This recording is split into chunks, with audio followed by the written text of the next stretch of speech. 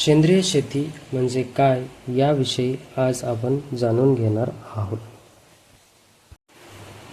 सेंद्रिय शेती म्हणजे रासायनिक खते, कीटकनाशके आणि तणनाशके यासारख्या कृत्रिम घटकाचा वापर न करता नैसर्गिकरित्या उपलब्ध संसाधनांचा वापर करून शेती करणे होय. यामध्ये शेणखत, कंपोस्ट खत, नैसर्गिक कीड नियंत्रण यांचा समावेश होतो.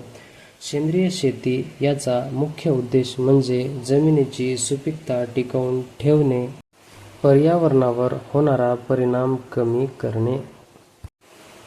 सेंद्रिय शेतीचे फायदे. जमीन सुपीकता. सेंद्रिय खताचा वापर केल्यामुळे जमिनीची गुणवत्ता सुधारते व अधिक सुपीक होते. पर्यावरणाची सुरक्षा.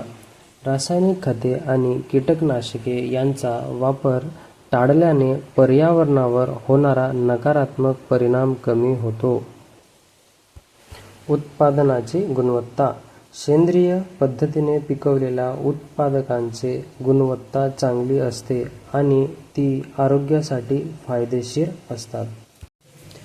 कमी खर्च. नैसर्गिक खते आणि कीड नियंत्रण याचा वापर केल्याने उत्पादनात खर्च कमी होतो. दीर्घकाळ.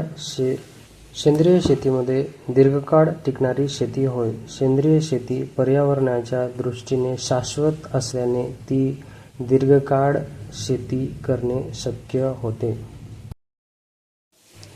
सेंद्रिय शेतीचे मूलभूत तत्त्वे.